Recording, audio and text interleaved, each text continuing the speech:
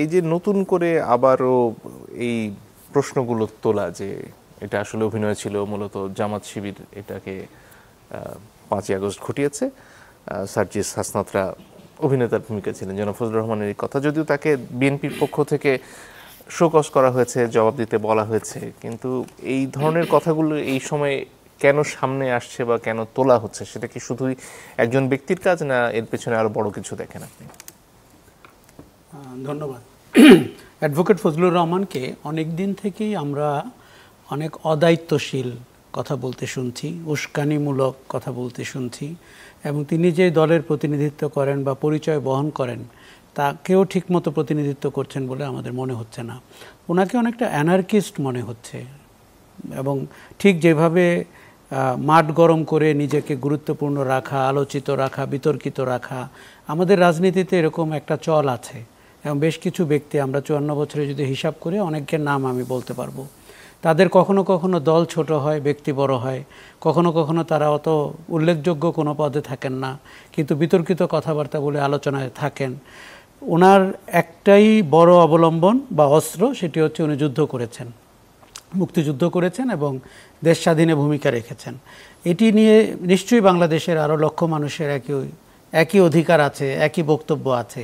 তারা সবাই কি ফজলুর রহমানের মতো ব্যবহার করছেন? আমি নিশ্চিতভাবে বলতে পারি করছেন না। তাহলে উনি কেন এরকম করছেন?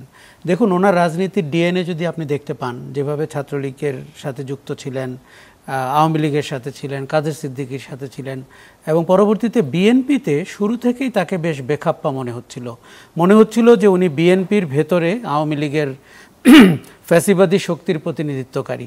সেটা কিন্তু সাম্প্রতিক বক্তব্য ছাড়াই, যে আওয়ামী লীগের যেই চরিত্রগুলোকে নিয়ে আমরা কথা বলি, যারা গায়ের জোরে চলতে চান, যারা অন্যের মতামতকে উপেক্ষা করেন, অন্যকে ছোট করে আনন্দ পান এবং মানুষকে অপমান করে এক ধরনের তীক্ষ্ণ উত্তেজনা অনুভব করেন, ফজলুর রহমান ওই ক্যাটাগরির। এবং এরকম আরও কিছু ইন্ডিভিজুয়ালের নাম কিন্তু আমি বলতে পারবো। ফজলুর রহমান ক্যাম্পেরই না, বিরোধী ক্যাম্পেও আছেন, ভিন্ন ক্যাম্পেও আছেন। আপনি যদি বলেন যে উনি সার্জিস হাসনাত, এমনকি বৈষম্য বিরোধী আন্দোলন, গণ অভ্যুত্থান ইত্যাদি নিয়ে গত 12 মাসে যেভাবে কথা বলেছেন, আমি প্রায় ভাবতাম যে বিএনপিতে কি তাকে দেখার কেউ নেই, অথবা তাকে বলার কেউ নেই। কারণ এই জিনিসগুলো শোনেন, যা ঘটে গেছে জুলাই আগস্টে ঘটেছে, নতুন করে তত্ত্ব আবিষ্কারের তেমন কোনো সুযোগ নেই।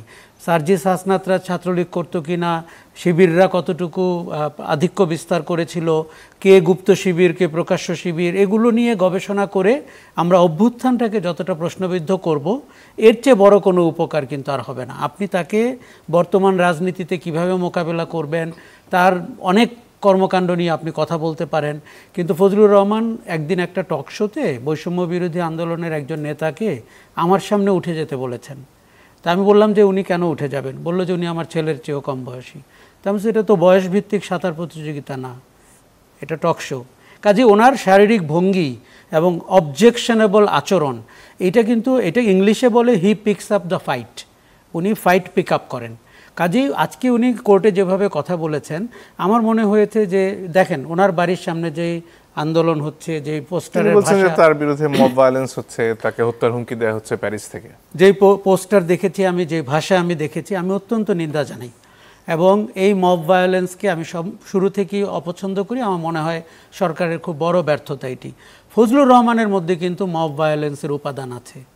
দেখেন, উনি হয়তো ভিন্ন প্ল্যাটফর্মে করেন, উনি হয়তো টক শোতে বলেন, উনি হয়তো জনসভায় বলেন, কিন্তু ওনার মধ্যে ওই উপাদানটি আছে যেটিকে আমরা অপছন্দ করি, এবং আমরা মনে করি রাজনীতিতে এই উপাদানটি রাজনীতির জন্য ক্ষতিকর। এখন আপনি দেখেন, উনি কি শুধুই তার ব্যক্তি মতামত প্রতিফলন করছেন? একদমই না। উনি খেয়াল করে দেখুন যে 5ই আগস্টের পলাতক শক্তি নিয়েও তার বক্তব্য আছে, 5ই আগস্টের উদ্দেশ্য নিয়ে তার বক্তব্য আছে, তাদেরকে কালো শক্তি বলা ইত্যাদি। কিন্তু দেখুন, উনি আজকে প্রমাণ চেয়েছেন, প্রমাণ উনি নিজেই দিতে পারবেন। ইদানিংকালে প্রমাণ লুকিয়ে রাখা কিন্তু খুব কঠিন।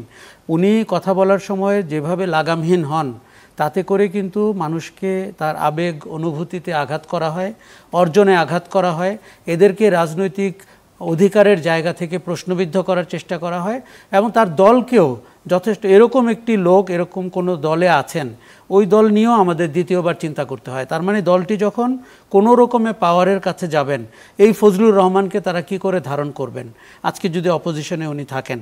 আচ্ছা, উনি যে বারবার ভোটের কথা বলেন, তার ভোটের ইতিহাস কিন্তু অত্যন্ত পরাজয়ের ইতিহাস। কিন্তু উনি খেয়াল করে দেখবেন সবাইকে তুচ্ছতাচ্ছিল্য করেন, ভোটে আসেন, আপনি 2টি ভোট পাবেন না। উনি কিন্তু 45 বছর ধরে কোনো নির্বাচনে বিজয়ী হননি।